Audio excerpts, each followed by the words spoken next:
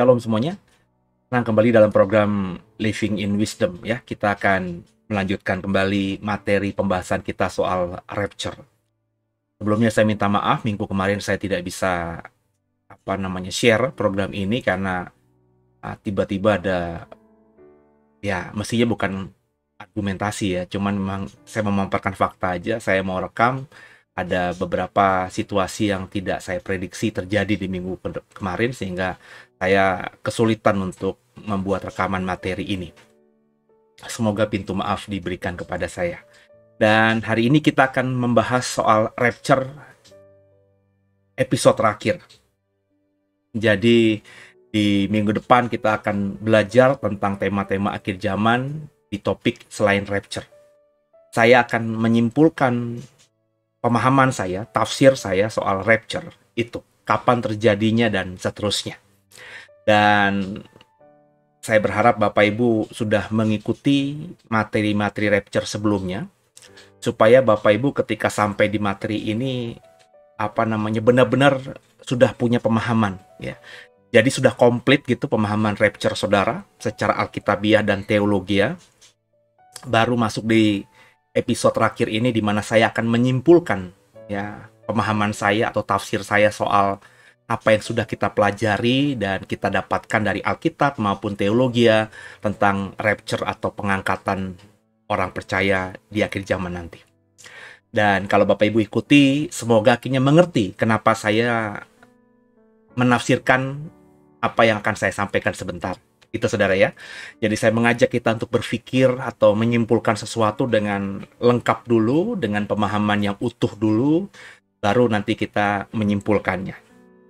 Kalau andai kata Bapak Ibu juga tidak sepakat dengan tafsiran saya, ya nggak kenapa-napa. Karena namanya penafsiran, saudara ya. Tentu setiap kita bisa berbeda satu dengan lainnya. Kita menghargai tafsiran masing-masing. Tentu tafsiran kita masing-masing itu dilandasi oleh cara berpikir atau metode penafsiran Alkitab yang benar, gitu ya, saudara ya. Jadi itu justru memperkaya wawasan kita nantinya. Oke, kita akan masuk dalam slide pertama soal rapture di episode terakhir ini, di mana saya akan menyimpulkan di slide terakhir apa pandangan saya soal rapture itu. Nah, bagaimana rapture? Kapan terjadinya? Saudara, di dalam materi-materi sebelumnya, rapture adalah suatu peristiwa, kita sudah belajar itu, di mana orang-orang percaya akan diberikan tubuh yang baru dan diangkat dari bumi untuk bertemu dengan Yesus Kristus di udara. Kalau bicara soal rapture, ya, kelompok Kristen meyakini bahwa Yesus Kristus akan kembali untuk menghakimi dunia dan membangkitkan orang mati. Kalau Bapak Ibu sudah ikuti materi-materi sebelumnya soal rapture ini, kan kalau rapture itu artinya kan pengangkatan orang percaya. Itu kata pemahaman orang-orang Kristen kebanyakan. Tapi sebenarnya kalau bicara mengenai rapture, itu ada dua rangkaian, ada dua peristiwa yang berbeda dalam satu kesempatan yang kurang lebih terjadi dalam kurun waktu yang dekat sekali atau cepat sekali. Pertama adalah kebangkitan orang mati yang mati dalam Tuhan, gitu ya. Dan juga diangkatnya orang percaya. Dua peristiwa ini terjadi agar baik yang mati dalam Tuhan yang dibangkitkan dan kita yang diangkat atau diubahkan itu memperoleh tubuh kemuliaan. Ya, tubuh kemuliaan adalah tubuh yang nantinya bisa kita pakai untuk dibawa masuk dalam kekekalan surga. Bahasa kitab Wahyu adalah Yerusalem baru, langit baru, bumi dan baru. Tubuh kemuliaan ini jelas bukan tubuh darah dan daging atau tubuh kita sekarang. Saya sudah jelaskan, tubuh kemuliaan itu bisa dibilang mirip, tapi juga bisa dibilang tidak mirip. Mirip ya berarti karena memang tubuh kita ya kurang lebih sama, cuma materi tubuh kemuliaan itu tidak sama dengan materi tubuh daging kita hari ini. Sebab kalau kita masih hidup di bumi, ada darah dan ada daging, artinya kita benar-benar tergantung akan hal itu, ya. Tapi di dalam kerajaan surga, tubuh kemuliaan tidak lagi terdiri dari darah dan daging karena itu nggak dapat tempat dalam kerajaan surga. Itu kata Alkitab. Jadi Bapak Ibu silakan ikuti episode-episode sebelumnya, saya sudah ngebahas cukup ya untuk menjelaskan hal-hal tadi. Di episode-episode sebelumnya juga ada pemahaman teologi ya soal kapan itu terjadinya rapture. Ada yang mengatakan rapture itu terjadi sebelum masa kesusahan. Maka kelompok orang-orang ini diberi nama atau memberi nama dirinya pre-tribulation rapture. Pra. Berarti sebelum tribulasi rapture terjadi. Jadi orang percaya tidak akan mengalami masa kesukaran. Ada juga kelompok yang mengklaim dirinya atau kita namakan mid-tribulation rapture. Itu kelompok yang percaya bahwa rapture terjadi di tengah masa kesusahan, di tengah zaman antikristus. Jadi mengalami sebagian kesusahan dan tidak mengalami sebagian kesusahan lainnya. Di tengah-tengah rapture terjadi. Ada juga yang mengatakan mereka adalah kelompok post-tribulation rapture. Mereka ini adalah orang-orang Kristen yang tidak meyakini rapture terjadi sebelum masa kesusahan. Jadi rapture atau pengangkatan gereja terjadi setelah masa kesukaran, setelah masa antikristus. Jadi gereja, orang percaya akan masuk atau merasakan atau mengalami zaman kesusahan atau zaman kesukaran ini. Kemudian ada juga yang muncul yakni preterist rapture. Kelompok preterist ini berkata rapture itu sudah terjadi di masa atau sudah terjadi sebelum masa kesusahan atau sudah terjadi dulu ya di awal-awal gereja. Ya karena kita tahu lah ya banyak informasi yang mengatakan bahwa Alkitab pun mengatakan bahwa kebangkitan orang mati itu sudah terjadi bahkan ketika Yesus mati. Ketika Yesus mati dikubur, Kitab mengatakan lalu orang-orang kudus banyak yang dibangkitkan. Bapak Ibu kalau membaca kitab Injil tentu paham ini. Jadi kelompok preteris itu mengatakan bahwa rapture itu sudah terjadi ya. Jadi ya nggak akan terjadi di masa depan. Sudah terjadi di masa lalu. Kemudian ada kelompok terakhir yang paling besar juga. Dalam artian paling besar itu bukan ini yang paling besar. Tapi ada ya kelompok-kelompok lain. Tapi pengaruhnya tidak terlalu banyak. Maka tidak saya sampaikan di sini. Yang saya sampaikan hanya pre-tribulation, mid-tribulation, post-tribulation, preterist. Dan yang terakhir ini adalah partial rapture. Kelompok ini meyakini bahwa rapture hanya akan dialami sebagian dari orang percaya, parsial sebagian, dan sebagian lagi akan tidak mengalami rapture. Yang sebagian mengalami rapture itu tidak akan mengalami masa kesukaran, sedangkan yang tidak mengalami rapture tertinggal itu akan masuk dalam masa kesukaran. Jadi ada dua kelompok orang Kristen yang diangkat dan ada yang tidak diangkat. Nah, ini sudah saya jelaskan di episode sebelumnya. Jadi saya hanya mereview saja. Inilah beberapa pandangan tentang rapture dalam dunia teologi ya. Nah, tepatnya rapture terjadi kapan?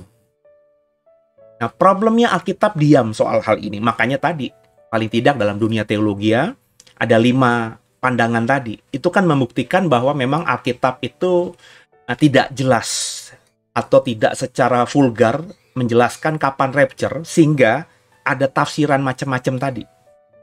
Makanya muncul 5 pandangan yang paling besar soal rapture dalam dunia teologi. Nah, Bapak Ibu, ini hal yang wajar karena memang Alkitab tidak dengan spesifik mengatakan tentang ini, kapan terjadinya.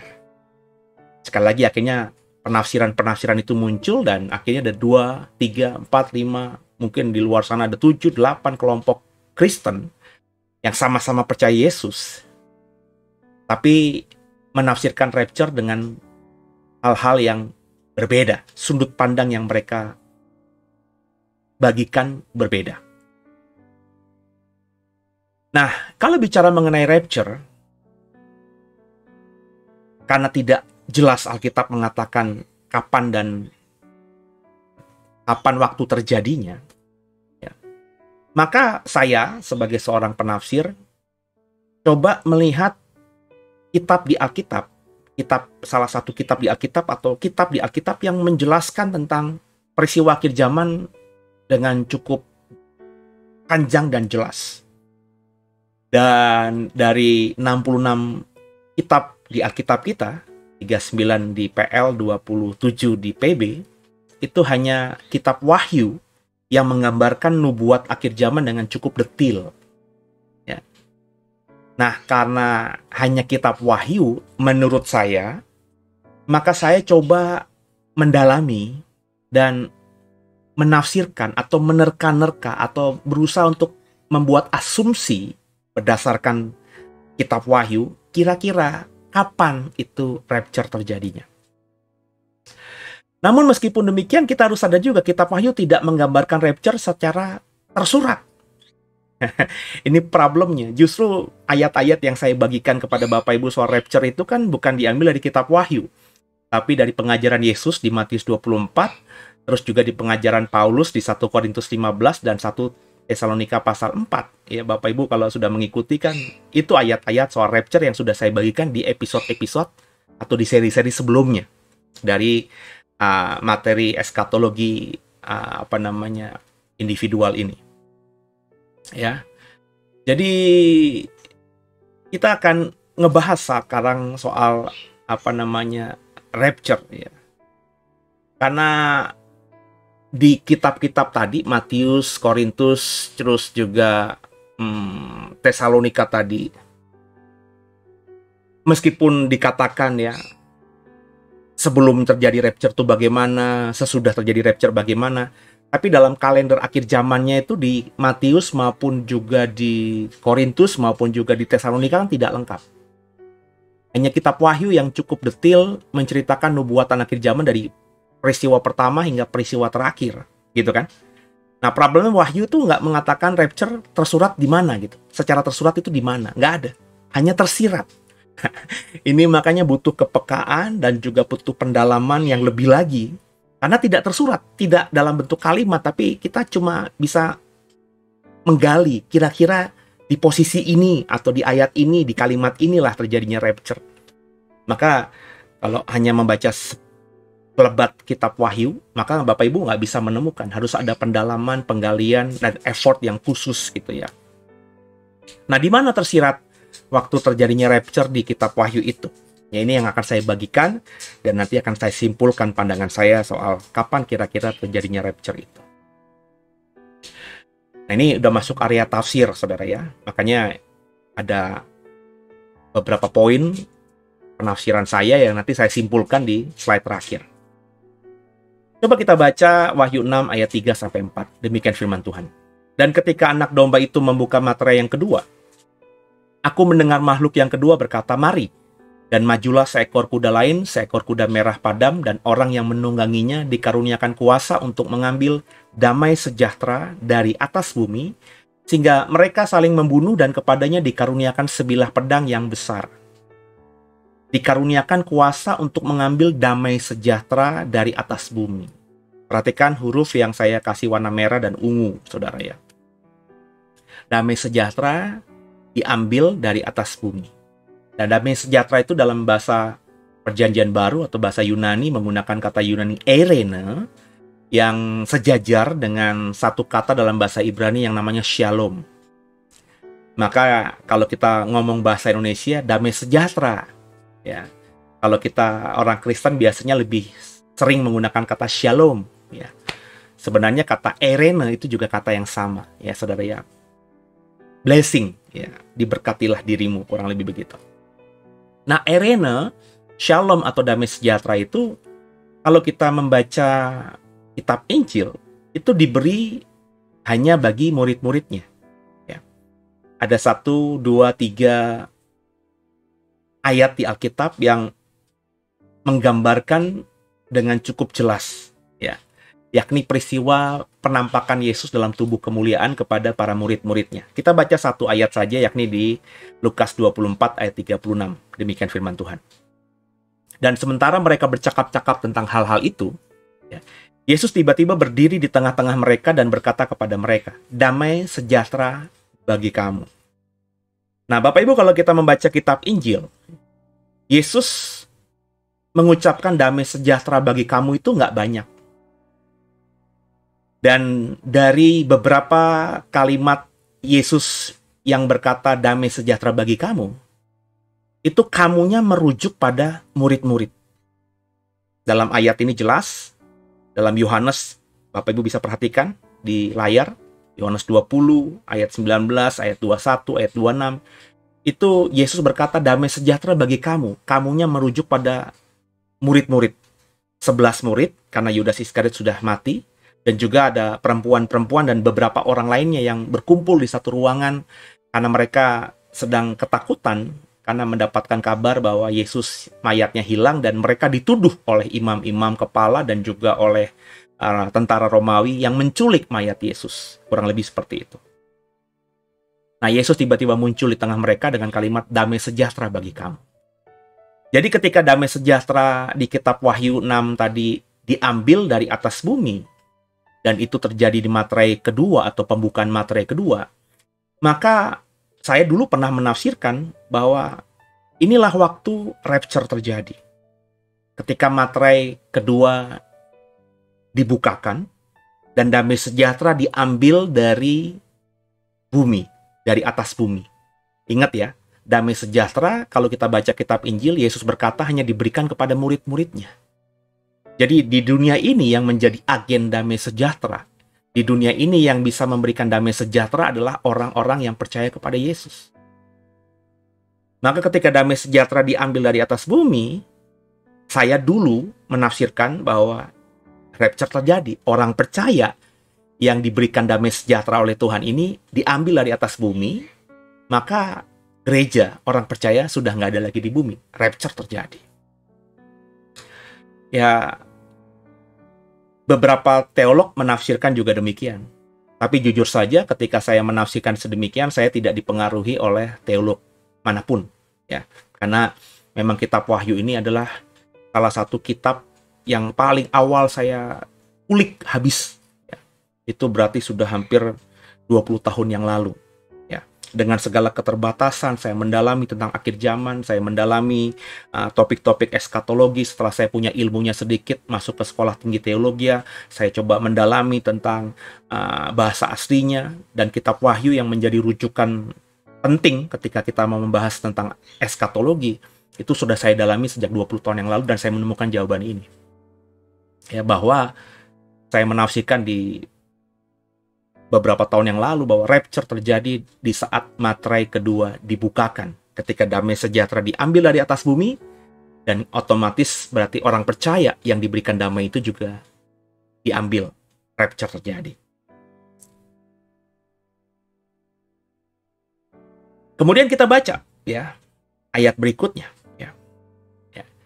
Sama masih dalam Matius 6, Wahyu 6 ayat 3 sampai 4 ya. Dan ketika anak domba itu membuka materai yang kedua, aku mendengar makhluk yang kedua berkata, "Mari," dan majulah seekor kuda lain, seekor kuda merah padam, dan orang yang menungganginya diberikan karunia kuasa untuk mengambil damai sejahtera di atas bumi, sehingga mereka saling membunuh, dan kepadanya dikaruniakan sebilah pedang yang besar. Materai yang kedua. Jadi, masih berhubungan dengan poin penafsiran saya yang pertama tadi, rapture terjadi di materai kedua. Artinya kalau rapture terjadi di materai kedua, rapture terjadi sebelum tribulasi. Karena tribulasi itu masa kesukaran yang terjadi atas dunia. Dan kalau kau sudah membaca, di materai pertama dan materai kedua ini adalah awal dari tribulasi. Baru setelahnya materai ketiga, seterusnya, sampai materai ketujuh, sangkakala, sampai sangkakala ketujuh, terus cawan murka Allah, sampai cawan murka Allah yang ketujuh. Itu bicara mengenai kesukaran yang luar biasa terjadi atas dunia, yang belum pernah terjadi sebelumnya dan tidak akan pernah terjadi lagi. Nah, kalau materai kedua ini rapture terjadi, maka orang percaya tidak akan mengalami kesukaran, atau masa kesukaran, atau masa pemerintahan antikristus. Nah, karena materai kedua baru awal dunia memasuki masa kesukaran. Gereja alami zaman antikristus. Ini berarti kalau kita melihat pandangan teologi tentang rapture, ini adalah mendukung pandangan pre-tribulation, bahwa gereja atau orang percaya tidak akan mengalami masa tribulasi atau masa kesukaran. Tapi kita nggak berhenti di poin 1, poin 2 ini, Bapak Ibu. Sekali lagi kitab Wahyu, ketika kita dalami, kita akan menemukan, meskipun hanya tersirat, tidak tersurat, ada beberapa yang kita bisa hubungkan dengan rapture. Kita coba lihat poin ketiga, atau tafsiran saya yang ketiga soal rapture. Kita coba sekarang baca Wahyu 6 ayat 9-11. Dan ketika anak domba itu membuka materai yang kelima, aku melihat di bawah mezbah jiwa-jiwa mereka yang telah dibunuh oleh karena firman Allah dan oleh karena kesaksian yang mereka miliki. Dan mereka berseru dengan suara nyaring, katanya, berapa lamakah lagi, ya penguasa yang kudus dan benar, engkau tidak menghakimi dan tidak membalaskan darah kami kepada mereka yang diam di bumi? Dan kepada mereka masing-masing diberikan sehelai jubah putih. Dan kepada mereka dikatakan bahwa mereka harus beristirahat sedikit waktu lagi, hingga genap jumlah kawan-kawan pelayan dan saudara-saudara mereka yang akan dibunuh sama seperti mereka. Perhatikan ayat atau kalimat yang khusus saya kasih garis dan juga saya berikan warna ungu. Jiwa-jiwa mereka yang telah dibunuh oleh karena firman Allah. Jiwa-jiwa. Kalimatnya jiwa, suke. Ini berarti bahwa mereka belum mendapatkan tubuh baru. Karena masih berbentuk jiwa. Ya. Mereka yang ada kita baca di Wahyu 6 ayat 9-11 yang mati dalam Tuhan atau martir ini, di Wahyu 6 ini belum mendapatkan tubuh kebangkitan mereka. Sebab Bapak Ibu tahu dong kan, rapture itu adalah orang yang mati dalam Tuhan diberikan tubuh yang baru. Sebelum peristiwa diberikan tubuh yang baru, debu sudah kembali menjadi debu dan jiwa roh mereka ada bersama dengan Tuhan.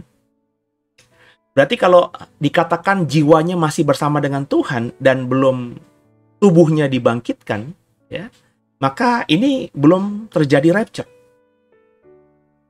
Jadi rapture, di penafsiran saya yang ketiga tentang kitab Wahyu soal rapture ini, belum terjadi ternyata di materai kelima. Agak bertolak belakang dengan pemahaman saya tadi, tafsiran di 1 dan 2. Di mana menurut saya membacanya secara tersirat, bahwa rapture terjadi di pembukaan materai kedua. Tapi ternyata di materai kelima, jiwa-jiwa yang martir, yang mati dibunuh karena iman mereka kepada Yesus, itu masih ada di surga. Belum mendapatkan tubuh. Ya, kalimatnya masih jiwa-jiwa. Ya, jadi ini masih jiwa dan belum menyatu dengan tubuhnya kembali dan menjadi tubuh kemuliaan, tubuh kebangkitan. Rapture belum terjadi berarti. Menarik ya saudara ya. Dari pembukaan 3 ayat saja atau 2 ayat saja sudah ada perbedaan. Itu makanya nggak heran dalam teologi soal rapture ada 5 pandangan yang besar tadi ya, yang saya sudah bagikan di awal tadi. Ya karena memang kalau ayat-ayat Alkitabnya tidak dibaca dengan lengkap atau berusaha untuk kita baca semuanya, terus bergumul, merendahkan hati dan mencari benang merahnya, ya akhirnya kita bisa menafsirkan rapture itu kapan terjadinya tergantung ayat mana yang kita baca gitu saudara. Nangkep ya? Nangkep ya? Nah ini makanya seni dalam menafsirkan Alkitab. Dan saya bukannya sombong saudara. Nggak banyak hamba-hamba Tuhan yang seperti ini, yang mau mendalami seperti ini. Ya mereka ketemu satu ayat langsung ngajar itu kebenaran. Padahal ada ayat-ayat lain yang sebenarnya kayaknya bertolak belakang. Seperti yang saya jelaskan tadi. Kan kalau kita menafsirkan poin 1, poin 2, dan poin 3 ini kan ada tolak belakang. 180% bahkan. Poin 1, poin 2 tadi kayaknya dari ayat Wahyu 6 ayat-ayat awal tadi jelas banget bahwa itu terjadi di materai kedua. Rapture terjadi di materai kedua dengan argumentasi yang sudah saya jelaskan. Tapi di materai kelima kayaknya rapture belum terjadi. Buktinya masih jiwa-jiwa mereka. Belum mendapatkan tubuh kebangkitan. Gimana dong? Makanya jangan berhenti di sini ya. Coba kita lihat poin berikutnya yang keempat. Kita baca lagi Wahyu 6 ayat 9-11. Masih ayat yang sama, saya baca lagi aja. Dan ketika anak domba itu membuka materai yang kelima, aku melihat di bawah mezbah, jiwa-jiwa mereka yang telah dibunuh oleh karena firman Allah. Dan oleh karena kesaksian yang mereka miliki. Dan mereka berseru dengan suara nyaring, katanya, berapa lamakah lagi ya penguasa yang kudus dan benar? Engkau tidak menghakimi dan tidak membalaskan darah kami kepada mereka yang diam di bumi. Dan kepada mereka masing-masing diberikan sehelai jubah putih. Dan kepada mereka dikatakan bahwa mereka harus beristirahat sedikit waktu lagi, hingga genap jumlah kawan-kawan pelayan dan saudara-saudara mereka yang akan dibunuh sama seperti mereka.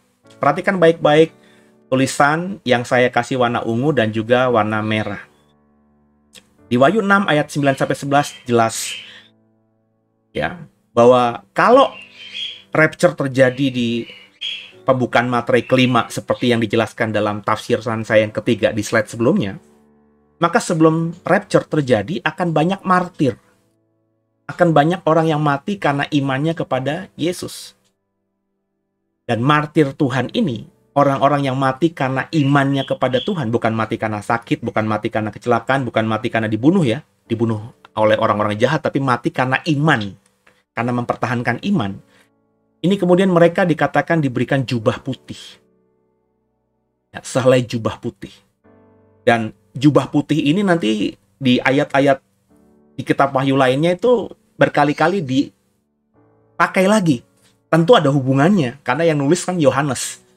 Jadi ketika Yohanes nulis tentang jubah putih di pasal 6 ini, dan ketika dia nulis jubah putih di pasal-pasal lainnya, tentu Bapak Ibu harus punya pemahaman dan imajinasi bahwa ini pasti ada kaitannya. Ya, karena yang nulis sama.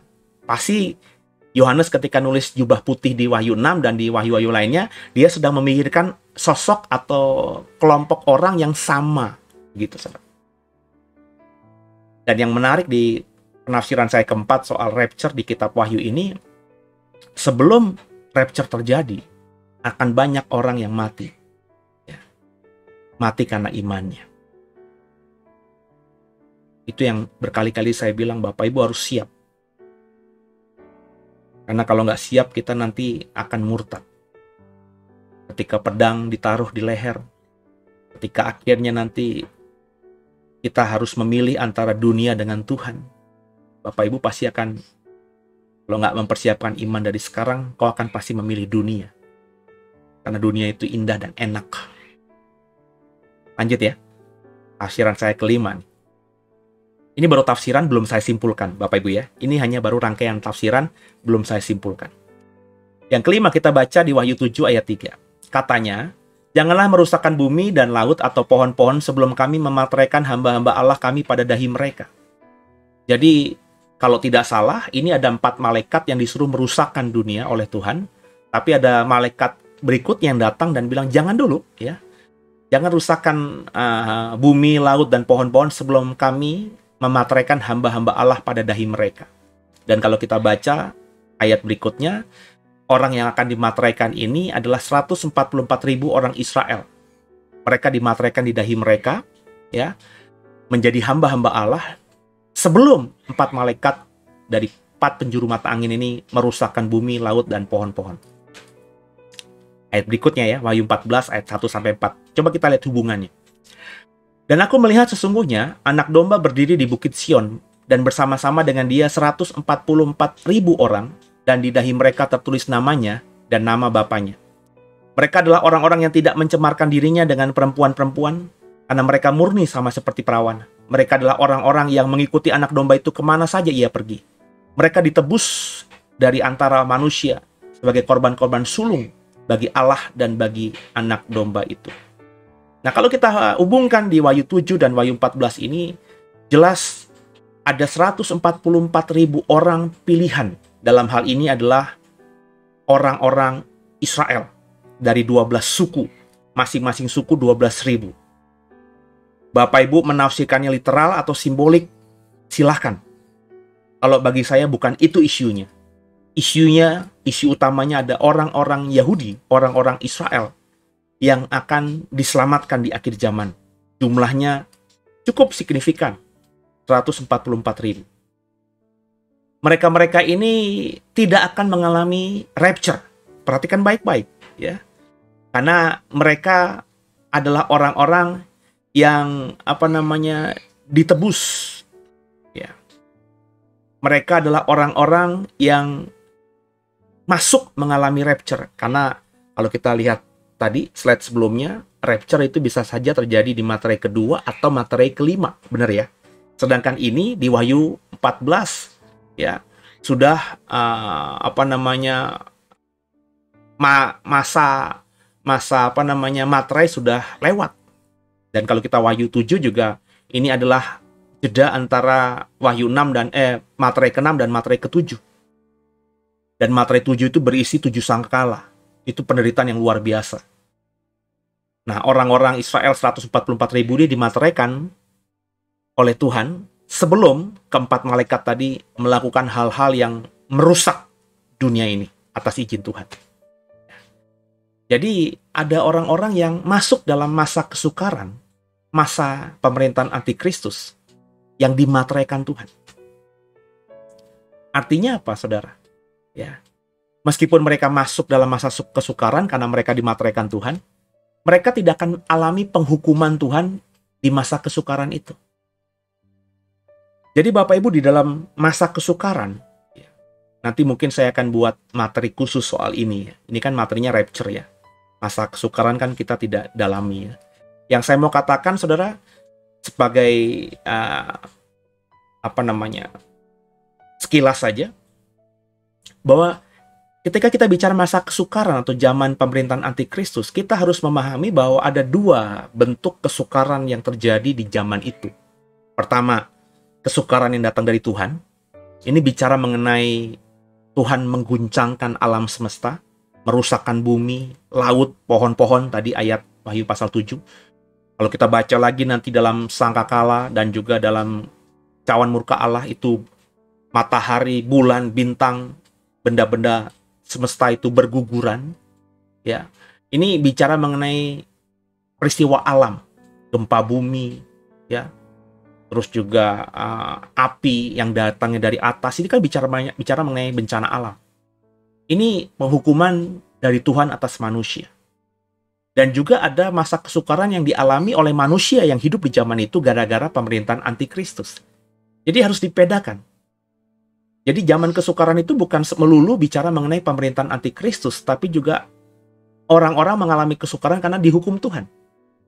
Nah, dalam konteks 144.000 orang yang dimateraikan Tuhan ini, mereka masuk ke dalam zaman kesukaran, zaman pemerintahan antikristus, tapi mereka dimateraikan supaya tidak mengalami penghukuman yang dari Tuhan.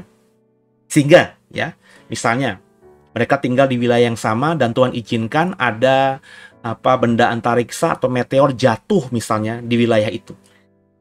Dengan cara yang supranatural, adikodrati, mujizat, orang-orang di sekitar itu akan mengalami kematian atau malapetaka yang mengerikan, sedangkan orang-orang yang dimateraikan Tuhan, jika ada di wilayah sekitar situ, mestinya berdampak sama dong. Mereka akan diloloskan, tidak mengalami penghukuman Tuhan itu. Ketika bicara mengenai gempa misalnya, di suatu daerah Tuhan izinkan.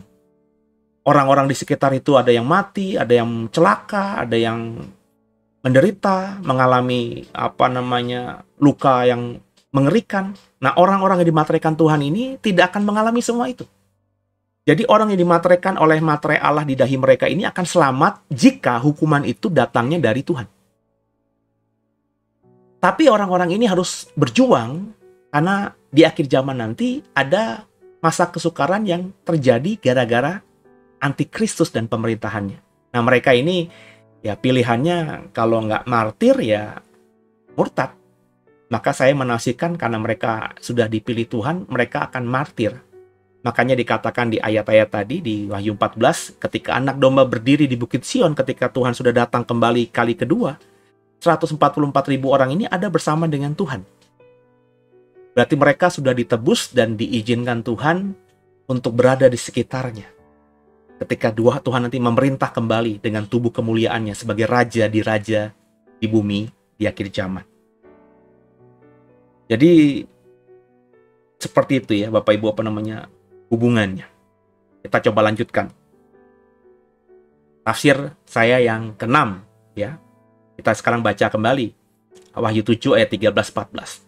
Dan seorang dari tua-tua itu berkata kepadaku, siapakah mereka yang memakai jubah putih itu? Perhatikan, ya, ada kata jubah putih lagi. Dari manakah mereka datang? Maka kataku, kata Yohanes kepada tua-tua di surga, Tuanku, Tuhan mengetahuinya. Lalu ia berkata kepadaku, mereka ini adalah orang-orang yang keluar dari masa kesusahan yang besar. Dan mereka telah mencuci jubah mereka dan membuatnya putih di dalam darah anak domba. Perhatikan baik-baik bahwa orang-orang yang jiwa-jiwa yang memakai jubah putih itu dikatakan mereka ini adalah orang-orang yang keluar dari kesusahan besar. Coba perhatikan tadi ya. Di slide sebelumnya yang diberikan jubah putih itu jiwa-jiwa mereka. Belum ada kebangkitan orang mati di Materai kelima ketika kalimat jiwa-jiwa mereka ada di bawah mezbah dan juga diberikan jubah putih. Tapi dalam kalimat ini ya, tidak lagi disebut jiwa-jiwa tapi mereka, kata ganti orang. Jadi rapture sudah terjadi. Yang tadinya di Materai kelima mereka hanya disebut jiwa-jiwa, sekarang mereka disebut mereka, kata ganti manusia. Berarti mereka sudah mendapatkan tubuh kemuliaan. Ya. Dan mereka ini dikatakan Alkitab ya, adalah orang-orang yang keluar dari kesusahan yang besar. Keluar. Entah keluarnya itu sebelum atau di saat masa kesukaran. Jadi ada orang percaya yang keluar dari masa kesukaran. Itu fakta Alkitab. Artinya besar kemungkinan mereka masuk ke dalam masa kesukaran. Dan besar kemungkinan mereka yang masuk dalam masa kesukaran karena mungkin tertinggal, tidak diangkat, ya. Mereka akhirnya bisa keluar dari masa kesukaran dengan cara mempertahankan iman mereka dan menjadi martir. Jadi Bapak Ibu, kalau banyak pengajar di luar sana mengatakan bahwa orang percaya itu akan diangkat, semuanya tidak akan mengalami masa kesukaran, tapi fakta kitab Wahyu mengatakan ada orang-orang yang keluar dari masa kesukaran yang besar ini dan mereka mendapatkan jubah putih. Artinya mereka meskipun masuk dalam masa kesukaran, masuk dalam pemerintahan antikristus, mereka punya iman yang keren sehingga meskipun mau dibunuh, mereka lebih baik mati karena imannya kepada Tuhan. Akhirnya menjadi martir dan diberikan jubah putih. Jadi pemahaman saya yang dulu bahwa orang yang tidak percaya benar akan ditinggalkan, itu gugur, saudara. Sekarang saya memahami bahwa orang yang ditinggalkan itu ada yang memang sengaja dipilih oleh Tuhan, seperti 144.000 orang Israel tadi, yang dimateraikan Tuhan untuk menjadi saksinya Tuhan di masa kesukaran yang besar ini. Supaya ada pertobatan juga yang terjadi. Ya, karena Tuhan benar-benar rindu, ada banyak orang yang sudah melihat rapture terjadi, keguncangan besar terjadi, dan juga orang-orang ditinggal itu akhirnya mengerti kenapa ada orang-orang Kristen yang hilang. Nah, mereka akan diinjili oleh orang-orang yang Tuhan pilih. Tuhan kasih materai di dahi mereka dengan materai Allah, jadi hamba Tuhan. Mereka tidak akan mengalami penghukuman Tuhan, tapi mereka akan berhadapan dengan pemerintahan antikristus. Dan sebagian besar mereka mati karena imannya kepada Tuhan di zaman pemerintahan antikristus ini. Nah, kasih Tuhan. Jadi ada orang-orang yang ditinggalkan. Karena nggak mungkin orang-orang yang ditinggalkan ini masuk dalam zaman kesukaran besar ini orang-orang yang bukan Kristen. Sebab bagi saya hanya orang Kristen saja yang mengerti kenapa akhirnya rapture terjadi. Jawabannya apa? Kenapanya? Mereka hanya orang-orang Kristen yang paham Alkitab saja yang mengerti. Ya, makanya sejak saya tahu kebenaran ini, saya bersiap diri. Kalau diangkat, puji Tuhan. Nggak diangkat pun berarti saya punya misi tugas dari Tuhan. Ya, saya nggak boleh down. Wah, kok yang lain diangkat, saya nggak diangkat sehingga saya merasa seperti orang berdosa gitu. Nggak. Berarti saya adalah orang pilihan yang harus memang siap martir di zaman itu. Aduh, nanti saya jelasin lagi ya. Saya bikin program lagi soal martir itu apa. Banyak di otak saya yang saya mau bagikan kepada saudara. Makanya kalau sudah jadi membership dan saudara memang diberkati oleh pengajaran saya, terus ya jadi membership di channel YouTube ini, kan nggak mahal saudara ya. Saya berjanji akan mengajar saudara dengan pengajaran-pengajaran yang mungkin akan susah saya bagikan untuk umum, karena saya akan capek energi saya untuk meladeni orang-orang yang berbeda pandangan dengan saya. Jadi saudara yang di sini bukan berbeda pandangan kan, mau belajar. Jadi kalau saudara bertanya, andai kata ada pertanyaan, silahkan loh ya di kolom live chat atau di kolom komentar bertanya, silakan ya. Nanti saya yang baca kan hanya kita-kita aja gitu ya. Karena orang yang tidak member tidak bisa baca. Saya akan menjawab. Dan saya ketika melihat atau mendapatkan pertanyaan dari saudara, memang saya dalam pemikiran saudara mau belajar, bukan sekedar ingin mengkritisi atau sekedar ingin menentang gitu ya. Karena di luar sana, di zaman yang mudah secara digital ini, banyak orang-orang yang cuma ingin bertengkar ya, mengadu pendapat ya, tapi bukan niatnya belajar ya. Makanya saya bikin membership meskipun hanya berbayar 20.000, kalau sekolah Alkitab 50.000, tetap aja saudara harus bayar gitu kan ya. Jadi saudara yang bayar ini saya asumsikan ya saudara mau belajar bersama saya gitu ya. Nah, kita coba lihat ada tafsir ketujuh lagi. Wahyu 7 ayat 9 terus ayat 13 14 ya. Kemudian daripada itu aku melihat sesungguhnya suatu kumpulan besar orang banyak yang tidak dapat terhitung banyaknya. Dari segala bangsa dan suku dan kaum dan bahasa berdiri di hadapan tahta di hadapan anak domba, memakai jubah putih dan memegang daun-daun palem di tangan mereka. Dan seorang dari antara tua-tua itu berkata kepadaku, siapa mereka yang memakai jubah putih itu dan dari manakah mereka? Maka kataku kepadanya, Tuanku, Tuhan mengetahuinya. Lalu ia berkata kepadaku, mereka ini adalah orang-orang yang keluar dari kesusahan yang besar, dan mereka telah mencuci jubah mereka dan membuatnya putih di dalam darah anak domba. Jadi, di tafsir ketujuh saya, di Wahyu 7 ayat 9 dan 13-14, ini bisa saja inilah waktu rapture. Karena dikatakan suatu kumpulan besar orang banyak, bukan jiwa, ya, tapi sudah orang banyak.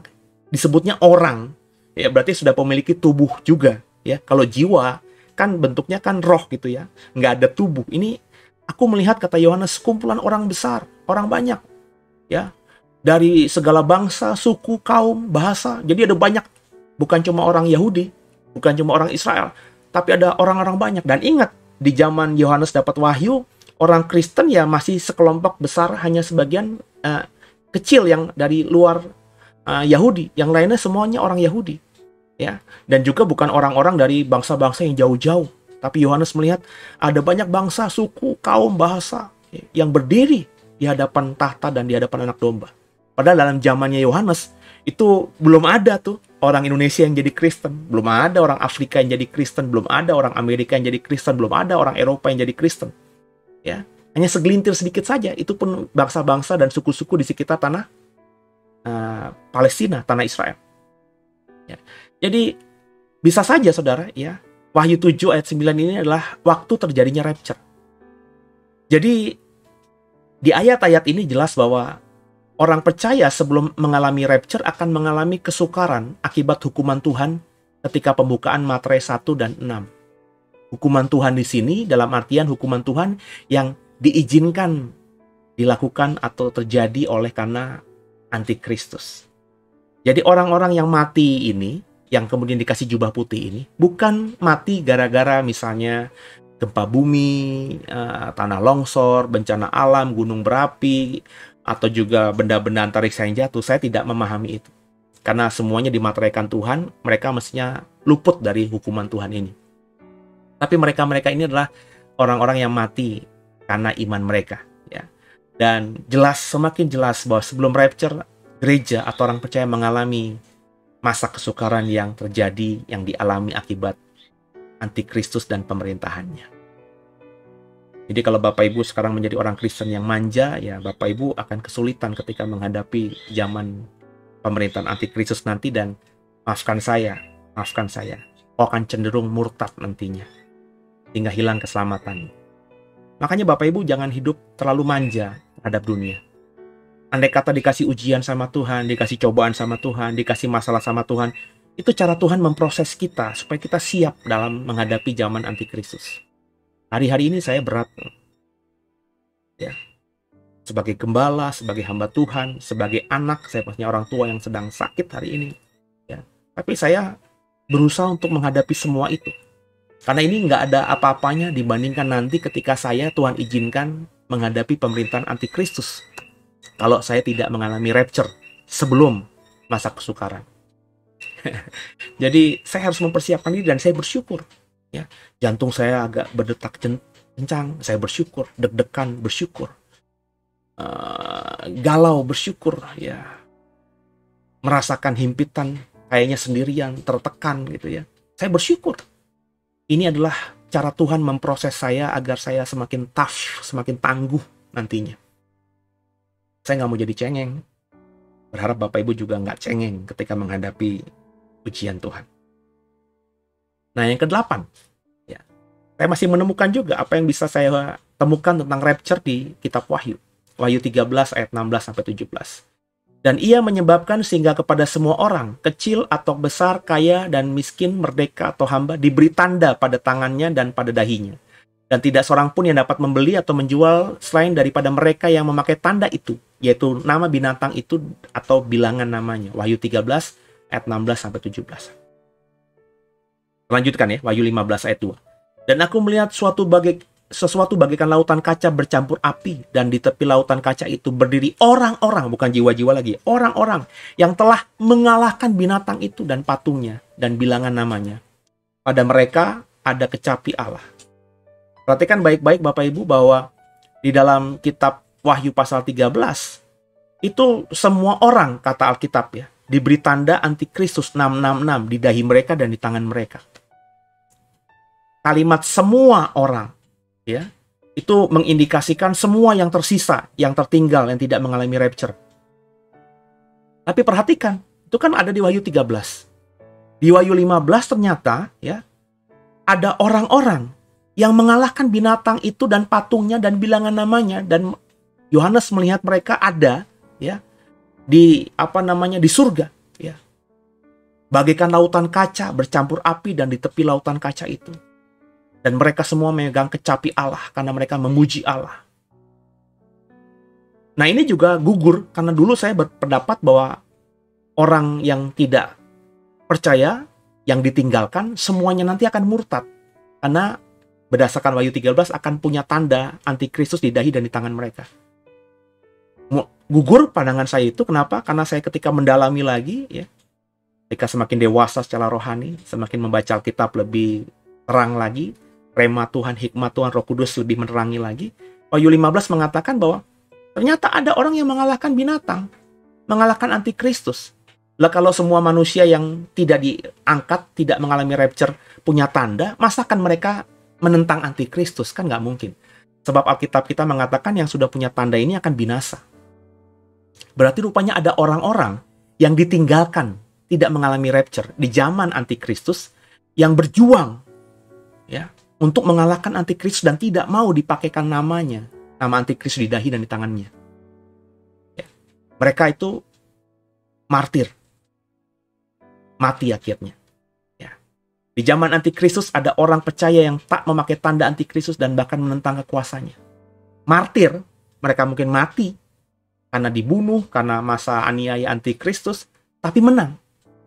Mereka mati bukan kalah, tapi mati, tapi menang. Jadi martirnya Tuhan. Dan mereka memegang kecapi Allah dan ada di surga bersama dengan Tuhan dan sudah mendapatkan tubuh kemuliaan. Karena bukan jiwa-jiwa mereka, tapi mereka, kata gantinya, orang-orang ya, yang banyak yang ada di surga.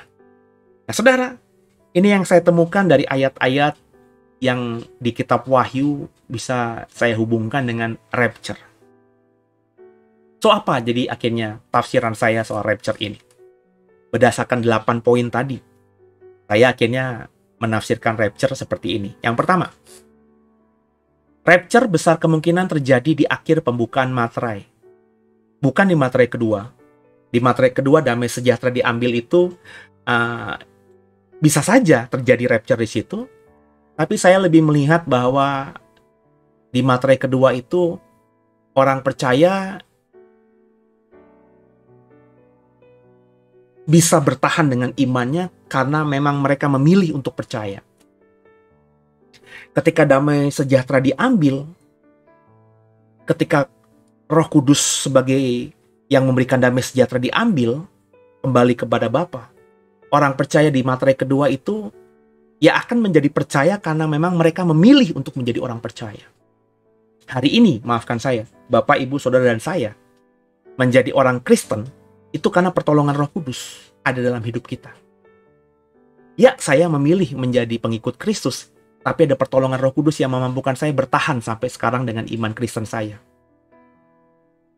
Tapi andai kata nanti Roh Kudus sudah nggak ada lagi dalam diri saya, keputusan hidupnya 100%, 100% ada dalam saya, maka saya terus beriman apa tidak, itu tergantung saya. Maka ketika materai kedua ini terjadi, orang-orang Kristen yang masih ada saat itu, itu benar-benar terus percaya kepada Yesus apa tidak, itu karena mereka yang benar-benar memilih menjadi pengikut Kristus. Jadi kalau Bapak, Ibu, Saudara, dan saya hari ini memilih ya karena nggak sungguh-sungguh gitu, hanya karena faktor keturunan, genetik, sosial, dan lain sebagainya gitu.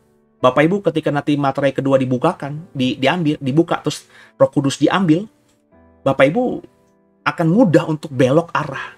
Karena hari ini Roh Kuduslah yang menuntunmu terus ada di jalan ini. Itu kenapanya berkali-kali saya bilang, kita harus benar-benar sungguh-sungguh. Mumpung ada Roh Kudus, ya kita jadi orang Kristen yang benar. Sebab ada waktunya nanti Roh Kudus nggak ada lagi. Kalau kita nggak memulaikan diri biasa baca Alkitab, kita nggak mulai biasa berdoa, kita nggak mulai biasa mengandalkan Tuhan hari ini ketika Roh Kudus masih tolong kita. Nah, ketika Roh Kudus sudah nggak ada, ya Bapak Ibu akan semakin nggak membaca Alkitab, semakin nggak berdoa, semakin nggak mengandalkan Tuhan. Dan ketika antikristus berkuasa, Bapak Ibu akan hilang, murtad. Jadi rapture besar kemungkinan terjadi di akhir pembukaan materai, sebelum masuk peniupan sangkakala. Jadi gereja akan masuk sampai materai dibukakan. Bahkan sejak materai kedua, gereja atau orang percaya akan beriman kepada Yesus karena memang dirinya sudah memilih untuk menjadi orang yang percaya kepada Yesus. Yang kedua, meski rapture terjadi sekali dan bersamaan, namun kebangkitan orang mati akan terjadi beberapa tahap. Sejak rapture terjadi, semua orang yang kemudian martir akan langsung mendapatkan tubuh barunya. Jadi Bapak Ibu, rapture besar kemungkinan terjadi di materai ke-6 seperti yang saya bilang tadi, atau sebelum sangkakala. Nah, rapture itu terjadi sekali. Nah, yang di rapture itu jujur saja suka-sukanya Tuhan. Ya. Kalau saudara dan saya di rapture, ya alhamdulillah, puji Tuhan. Tapi kalau tidak, bukan berarti Bapak Ibu tidak percaya. Tuhan izinkan Bapak Ibu untuk masuk dalam rencananya. Bapak Ibu dipilih untuk menjadi terang atas dunia yang sudah ditinggali oleh orang percaya dan juga Roh Kudus sudah dibawa kembali ke surga. Bapak Ibulah yang nanti bisa membuat orang-orang bertobat di zaman kesukaran besar ini. Nah, ketika Bapak Ibu mati di zaman itu karena mempertahankan imanmu, maka ketika kita mati, misalnya saya nih, saya tidak mengalami rapture. Saya Tuhan pilih untuk masuk seperti 144.000 orang Israel, masuk di zaman kesukaran besar. Bencana alam yang penghukuman Tuhan tidak saya alami, tapi saya berhadapan dengan antikristus dan pemerintahannya. Dan ketika akhirnya saya memegang Tuhan, menolak mereka, dan saya mati karena iman saya, maka ketika saya mati, saya langsung dibangkitkan, memperoleh tubuh kebangkitan. Dikasih jubah putih tadi, di surga. Jadi, orang yang mati di zaman kesukaran besar ini tidak menunggu waktu kapan gitu untuk dibangkitkan, otomatis langsung bangkit. Ini sesuatu yang lebih menarik lagi. Ya. Habis mati dibunuh, langsung bangkit dan langsung tubuhnya dibawa ke surga. Ya imajinasi saya masih seperti film-film begitu. Orang dibunuh, mati sebagai manusia lama, darahnya habis, nyawanya terputus.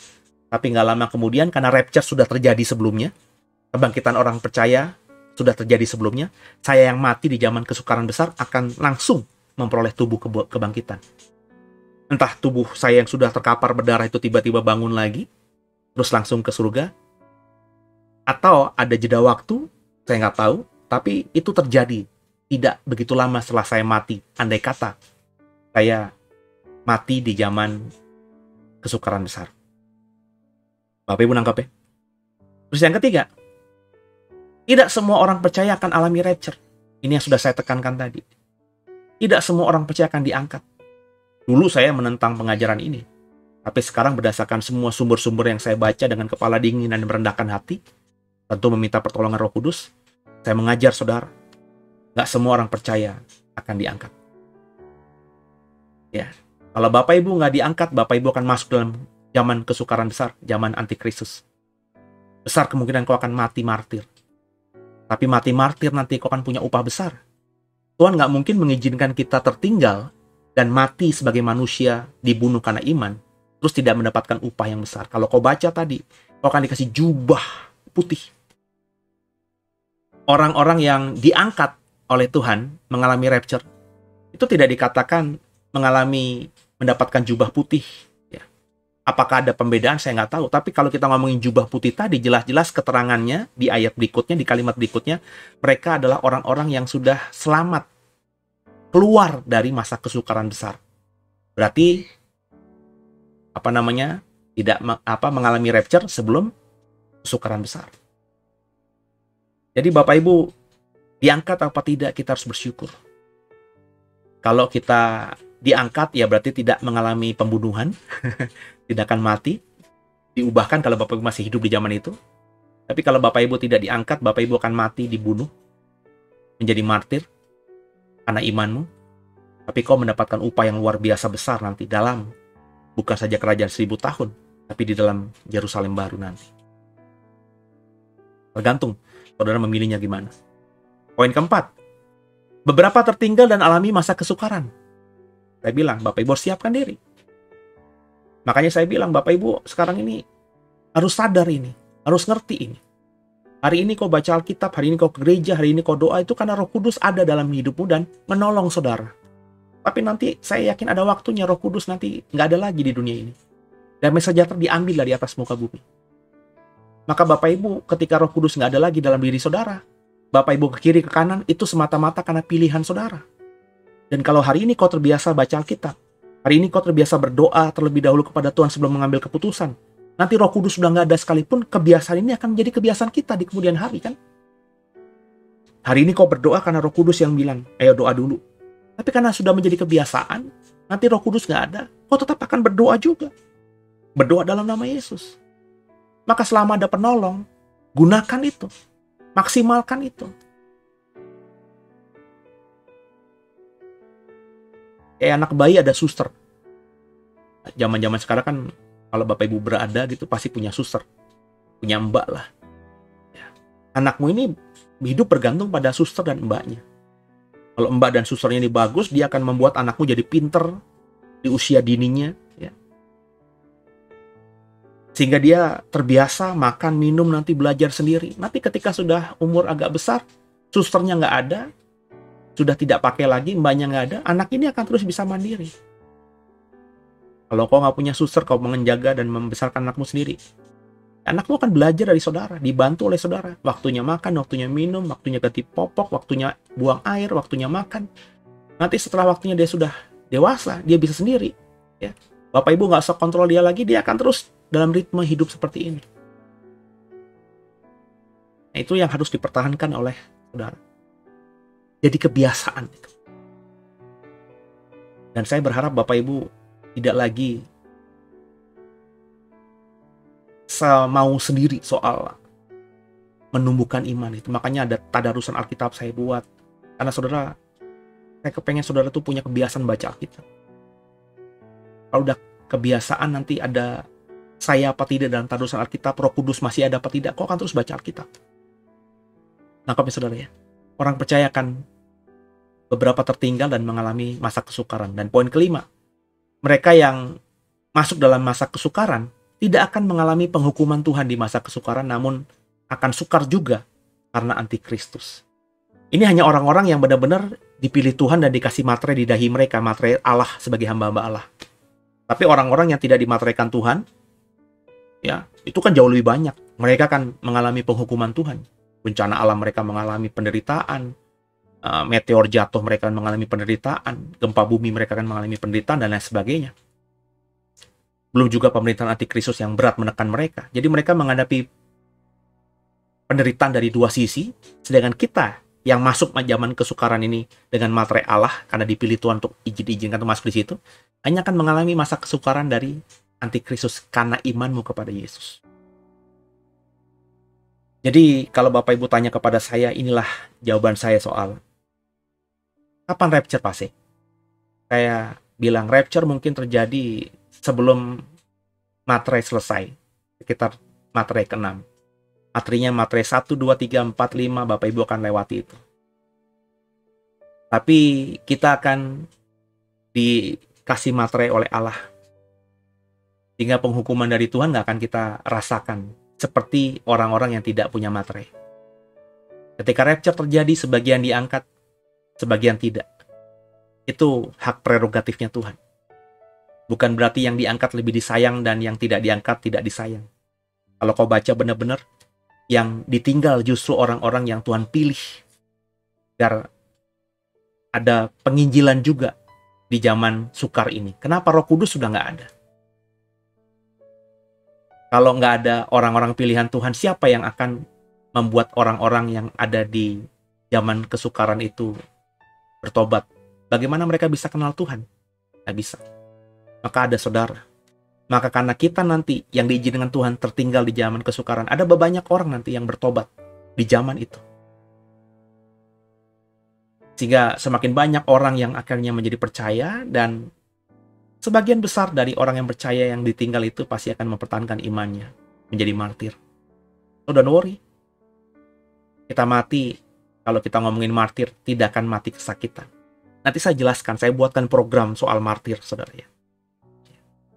Dan saya percaya, saudara, kita semua nanti akan dikasih jubah putih dan akan diberikan sesuatu yang lebih wow di dalam kerajaan 1000 tahun dan Yerusalem baru. Jadi, kapan spesifiknya, Pak? Hari, bulan, tanggal, tahun? Nggak ada yang tahu. Cuma kita bisa mengira-ngira sekarang. Kira-kira materai pertama itu apa, kedua apa, ketiga apa, keempat apa, kelima apa. Wah, ini udah mau ke-6 nih. Berarti udah sebentar lagi nih. Karena materai ke-7 itu udah sangka kalah. Maka akan ada terjadi rapture. Kalau tiba-tiba kita diangkat, puji Tuhan. Tapi kalau tertinggal kita mendapatkan informasi dari berita, ada banyak orang Kristen yang hilang, maka Bapak Ibu berarti tertinggal. Kalau tertinggal, jangan kecewa, jangan drop, jangan langsung lemes. Nggak. Justru bersyukur. Karena kau dan saya, atau siapa saja, itu berarti dipilih Tuhan untuk menjadi martirnya Tuhan. Panggilanmu berarti menjadi martirnya Tuhan. Dan ada janji indah. Meskipun kita mati sebagai martir di dunia ini, kita akan jadi penguasa-penguasa bersama dengan Tuhan. Karena diberikan jubah putih dan akan memerintah bersama dengan Tuhan. Terpujilah nama Tuhan. Kalau masih belum jelas soal rapture, tafsiran saya soal rapture, atau mau berdiskusi, monggo di live chat, atau silahkan di kolom komentar. Nanti pasti akan saya jawab. Ya, kalau saya tidak bisa jawab hari Sabtu ini, karena ketika tayang ini hari Sabtu, Minggu saya karena juga pelayanan dan juga mengajar di sekolah Alkitab kita dalam live streaming. Senin pasti akan saya jawab. Minggu depan pasti akan saya jawab. Ya. Yuk sama-sama kita terus belajar. Semoga Bapak Ibu paham dan diberkati sungguh. Terus dukung doa program ini, agar program ini ke depannya semakin jadi berkat. Ya, ajak banyak orang untuk jadi member di channel YouTube ini, belajar bareng dengan saya, dengan Pasik, dengan The Way. Tuhan Yesus memberkati semuanya. Sampai jumpa di episode berikutnya, yang temanya berbeda, bukan rapture. Saya lagi bergumul, tema masih soal topik iman dan akhir zaman. Tuhan Yesus memberkati semuanya. Sampai jumpa. Oh ya, jangan lupa, nanti malam ada program sekolah Alkitab. Kalau Bapak Ibu masih jadi member yang bukan sekolah Alkitab, upgrade. Supaya Bapak Ibu bisa mendapatkan semua materi-materi membership. Karena membership cuma 2, ya, yakni yang 20.000 untuk program-program seperti ini, dan yang 50.000 untuk sekolah Alkitab.